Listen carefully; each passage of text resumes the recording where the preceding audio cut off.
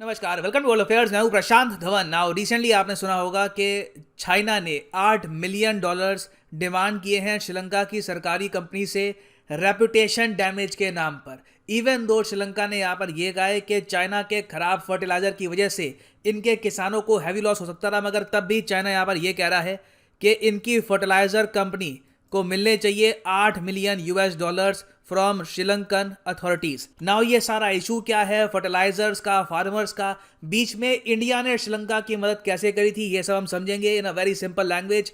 मगर आगे बढ़ने से पहले आपसे एक क्वेश्चन पूछूंगा। रिसेंटली इंडिया ने एक memorandum of understanding MOU sign किया है ammonium di ammonium phosphate fertiliser के लिए। किस कंट्री के साथ? USA, रशिया, ईरान या फिर चाइना? कमेंट सेक्शन में करो आंसर। सही आंसर मैं आपको दूंगा वीडियो के अंत में। नाउ फर्स्ट ऑफ ऑल, बहुत ही ज़रा सिंपल लैंग्वेज में पहले आपको यह समझना होगा कि आज के समय श्रीलंका और चाइना के बीच में जो ये प्रॉब्लम खड़ी हो गई है, इसकी शुरुआत कहाँ से हुई थी।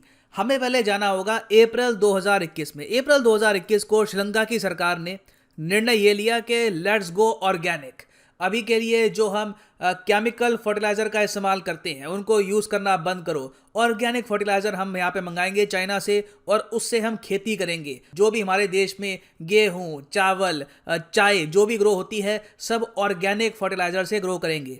ऐसा क्यों किया जा रहा था? देखो, श्रीलंका की सरकार में जो इनके बाबू है ब्यूरोक्रेट, इन्होंने ये सोचा कि इनकी कैलकुलेशन के हिसाब से जो क्रॉप्स ये ग्रो करते हैं ना, उसको अगर ये सब काउंट कर दें तो ऑर्गेनिक फर्टिलाइजर को इंपोर्ट करना सस्ता पड़ेगा। क्योंकि खाद जो है, फर्टिलाइजर, ये जब कोई कंट्री इंपोर्ट करता है तो काफी भारी भरकम पेमेंट करनी पड़ती है। मिलियंस ऑफ डॉलर्स का होता है फर्टिलाइजर आज के समय। और श्रीलंका की सरकार ने अनुमान ये लगाया कि अगर ये ऑर्गेनिक फार्मिंग में शिफ्ट करते हैं तो $400 मिलियन की सेविंग हो जाएगी इनकी एनुअली। एटलीस्ट ये इनके जो न्यूज़पेपर है श्रीलंका में ये बात क्लेम कर रहे थे ना। अब यहाँ पे आप पूछोगे मगर श्रीलंका ये पैसा सेव करना क्यों चाहेगा? देखिए, ये पैसा ये लोग सेव करना इसलिए चाहेंगे क्योंकि इनके पास आज के समय पैसे बहुत कम हैं। फॉरेन एक्सचेंज रिजर्व श्रीलंका के लिटरली आज के समय आप अगर देखो तो 3 बिलियन से लेकर 4 बिलियन के आसपास झूल रहे हैं। इनको बड़ी पेमेंट्स करनी है इन द फ्यूचर, कंट्री भी चलानी है, बजट भी बनाना है। तो प्रॉब्लम देखिए बहुत बड़ी है। उन्होंने कहा कि जहां से खर्चा कम हो सके कम खर्चा करो, जहां से पैसा बचा सको बचाओ। अब जब श्रीलंका के फार्मर्स तक ये बात पहुंची, उन्होंने हाथ खड़े कर दिए। उन्होंने ये कहा कि देखो, खेती एक बहुत ही ज़्यादा लॉन्ग प्रोसेस होता है। तुम उसमें इमीडिएटली कह दो कि कुछ ही महीनों में ना जो खाद पहले इस्तेमाल करते थे, फर्टिलाइजर पहले यूज़ करते थे, उसको यूज़ करना बंद कर दो, अब ऑर्गेनिक फर्टिलाइजर यूज़ करना स्टार्ट कर देना। तो फार्मर्स ने कहा कि ना हमको इसकी टेक्निक आती है अभी प्रॉपरली, ना इसको कभी इन द पास्ट यूज़ किया है, खेती खराब होगी तो कौन रिस्पॉन्सिबल होगा, हम तो भूखे मारे जाएंगे। तो श्रीलंका के फार्मर्स ने यहाँ पर प्रोटेस्ट किया। इससे स्थिति और ज़रा खराब हो गई। हमने फिर ये भी देखा श्रीलंका में, एक तो देखिए इंपोर्ट करने का पैसा था नहीं इनके पास, फिर जो थोड़ी बहुत फार्मिंग देश में होती थी ये भी काफ़ी कम हो गई क्योंकि फार्मर्स ऑर्गेनिक फार्मिंग को संभाल नहीं पाए। अब इस बीच एक और प्रॉब्लम होनी बाकी थी। ये दो प्रॉब्लम तो ऑलरेडी थी कि एक तो जेब में पैसे कम, फिर जो नया आइडिया अपनाया ऑर्गेनिक फार्मिंग वाला ये बैकफायर कर रहा है। फिर तीसरी प्रॉब्लम तब आई जब श्रीलंका ने जो ऑर्गेनिक फर्टिलाइजर चाइनीज कंपनी से मंगवाया था ये खराब निकला। इसमें बैक्टीरिया पाया गया, बहुत ज़्यादा खराब स्टैंडर्ड का था। श्रीलंका की सरकार घबरा गई। इन्होंने यहाँ पर यह कहा कि एक तो वैसे ही हमारे फार्मर कह रहे हैं कि तुमने कौन सी नई मुसीबत डाल दी हमारे सर पर, पहले ठीक ठाक फार्मिंग करते थे, अब अचानक से ऑर्गेनिक फार्मिंग करो तुम्हारे लिए, अब जो लेके आए हो यहाँ पर फर्टिलाइज़र वो भी बैक्टीरिया वाला है। तो श्रीलंका की सरकार ने कहा कि नहीं नहीं, ये हम अलाउ नहीं कर पाएंगे, ये क्वालिटी स्टैंडर्ड हमारे अगर पास नहीं कर रहा, शिप को वापस भेज दो। तो श्रीलंका ने चाइना की जो शिप आई थी फर्टिलाइजर्स की, 2-3 शिप्स आई थी, इनको कहा कि नहीं चाहिए ये fertiliser, we are returning it back. अब ऑब्वियस सी बात है, ये जो यहाँ पर कंपनी थी चाइना की क्विंगडाओ सीविन बायोटेक ग्रुप, इन्होंने कहा कि ये क्या तरीका होता है कि आपने एक डील करी, आपने कहा कि फर्टिलाइजर भेजो, अब आप कह रहे हो कि खरीदना नहीं है। इन्होंने बात करी सीधा चाइनीज गवर्नमेंट से। चाइनीज गवर्नमेंट ने पहले तो एक्शन ये लिया, श्रीलंका को धमकाया कि ये कंसाइनमेंट ले लो, तुमने परचेज करी है। श्रीलंका ने कहा कि नहीं ले पाएंगे, किसानों का सवाल है, देश के अनाज का सवाल है, हम नहीं कर पाएंगे ये। तो चाइना ने फ्रस्ट्रेशन में आगे क्या किया कि जो श्रीलंका का बैंक ऑपरेट करता है चाइना में पेमेंट्स करने के लिए, इसको पहले बैन कर दिया। जी हाँ, चाइना ने श्रीलंका का बैंक बैन कर दिया और ये ऑपरेट ऐसे ही करते हैं।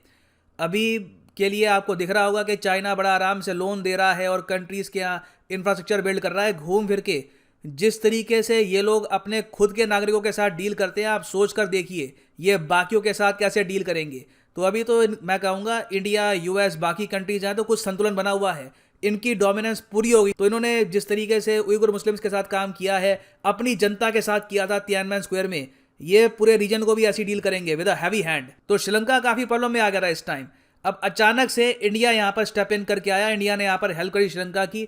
सीधा इंडियन एयरफोर्स के जो ट्रांसपोर्ट एयरक्राफ्ट है, ये गए श्रीलंका में 1,00,000 केजी का nano nitrogen fertiliser, bio fertiliser होता है ऑर्गेनिक फार्मिंग वाला, ये दिया श्रीलंका को। और ये फर्टिलाइजर बिल्कुल एक्सेप्टेबल था श्रीलंका को, यहाँ पे अच्छी क्वालिटी थी, इन्होंने इसको यूज करना स्टार्ट कर दिया है। ऑब्वियसली ये फर्टिलाइजर फ्री ऑफ कॉस्ट नहीं है, श्रीलंका इसकी पेमेंट भी करेगा इंडिया को, मगर हमने ऐसे टाइम में इमरजेंसी बेसिस पर ये फर्टिलाइजर भेजा है, जहां पर अगर ये फर्टिलाइजर श्रीलंका को ना मिलता तो इनके किसान हो सकता है कि इस साल मैसिव लॉसेस झेलते, हो सकता है कि बड़े स्केल पर यहाँ पर फार्मर्स की सुसाइड देखने को भी मिलती, that could have happened as well. मगर हमने यहाँ पर श्रीलंका की इकोनॉमी को काफी हद तक बचा लिया। और बिल्कुल देखिए, ये जो स्टेप है श्रीलंका की सरकार के माइंड में तो रहेगा बहुत ही लंबे समय तक, कि जब चाइना ने बिल्कुल हाथ खींच लिए, बैंक बैन कर दिया, धमकियां देनी स्टार्ट कर दी, इंडिया हमेशा की तरह एज एन ओल्ड नेबर हमारे रेस्क्यू में आया, हमारी मदद करने के लिए आया। और ऑब्वियसली कल को ये लोग कोई बड़ा निर्णय लेते हैं, क्योंकि इन द फ्यूचर श्रीलंका को बड़े और कठोर निर्णय तो लेने ही होंगे। कल को अगर मान लो श्रीलंका के फॉरेक्स रिजर्व और कम होते हैं और इनको देखना पड़ता है कि इंडिया और चाइना के बीच में किसकी हेल्प लें, तो इनकी जो सबसे ज्यादा प्रेफरेंस होगी वो इंडिया ही रहने वाला है। क्योंकि देखो, श्रीलंका को यहाँ पर यह एडवांटेज है कि पाकिस्तान की तरह इनकी एक, आप कह लो, राइवलरी नहीं है विद इंडिया। इनका मतलब ऐसा नहीं है कि इंडिया को हर्ट करना है या फिर इंडिया को रोक के रखना है, ऐसा कुछ इनका जियोपॉलिटिकल इंटरेस्ट तो है नहीं। तो ये बहुत ही आसानी से, मैं कहूँगा इन द फ्यूचर कोई बड़ी बात नहीं है, अपनी जो फॉरेन पॉलिसी है ये ज़्यादा इंडिया सेंट्रिक भी कर सकते हैं, and it will only benefit India in the long run. मगर इस सब के बीच जो चाइना की फर्टिलाइजर कंपनी है क्विंगडाओ अभी भी शांत नहीं हुआ है। ये लोग कह रहे हैं कि श्रीलंका की सरकार को $8 मिलियन तो पे करने ही होंगे डैमेजेस के रूप में, क्योंकि इंटरनेशनली हमारा जो ब्रांड है ये डैमेज हुआ है बिकॉज ऑफ श्रीलंका। और मैं वैसे आपको ये बता दूं, क्विंगडाओ का बिल्कुल इंटरनेशनली एक काफ़ी बड़ा ब्रांड है, ऑस्ट्रेलिया में और जगह भी ये लोग ऑर्गेनिक फार्मिंग को सपोर्ट करने के लिए अपने जो फर्टिलाइजर है बेचते हैं ये लोग। अब हालांकि हमें यहाँ पे एक्सेप्ट करना होगा कि जो इन्होंने श्रीलंका को कंसाइनमेंट भेजी थी, डेफिनेटली वहाँ पे बैक्टीरिया होगा, प्रॉब्लम्स होगी, तभी रिजेक्ट करी होगी वो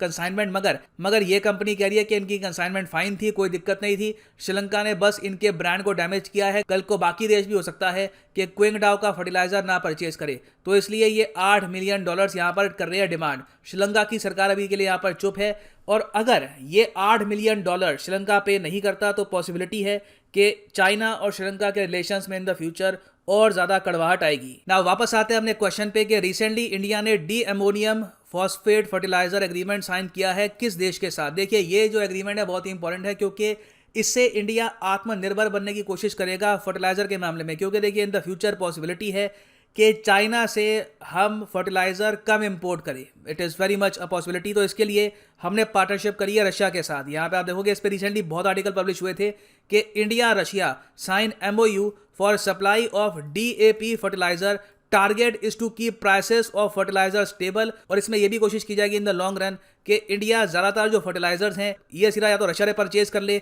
या तो चाइना पे जो अपनी डिपेंडेंस है ये और ज़्यादा कम करे। और बाय द वे, ये ऑर्गेनिक फर्टिलाइजर नहीं है, ठीक है। और फाइनली यहाँ पर मैं ये भी ऐड कर दूं कि अनअकैडमी का स्पेशल डिस्काउंट वीक स्टार्ट हो चुका है। 10 तारीख से लेकर 17 तारीख तक एडिशनल 10% आपको डिस्काउंट मिलेगा। जो ऑलरेडी प्राइसेस हैं काफ़ी कम हो जाएंगे सिर्फ UPSC कॉम्बो कोर्सेज के लिए। अभी जाओ कमेंट सेक्शन में, यहाँ पे आपको मिलेगा पिन कमेंट में ये लिंक। इस लिंक पे आप अगर क्लिक करोगे तो यूजुअली आपने देखा होगा कि जो अनअकैडमी का कॉम्बो है, यहाँ पर जो 36 मंथ का कोर्स है ना, यहाँ पे लिखा होता है 2700। तो ये जो प्राइस है कम हो चुका है, इसके ऊपर एडिशनल डिस्काउंट भी लगेगा। अगर आप यूज करते हैं promo code PD10, the prices will fall even more. Usually जो 3 साल का कोर्स था यहाँ पर, जो 99,000 का था, अब हो चुका है 80,000 का। तो हैवी डिस्काउंट है यहाँ पे आज के समय।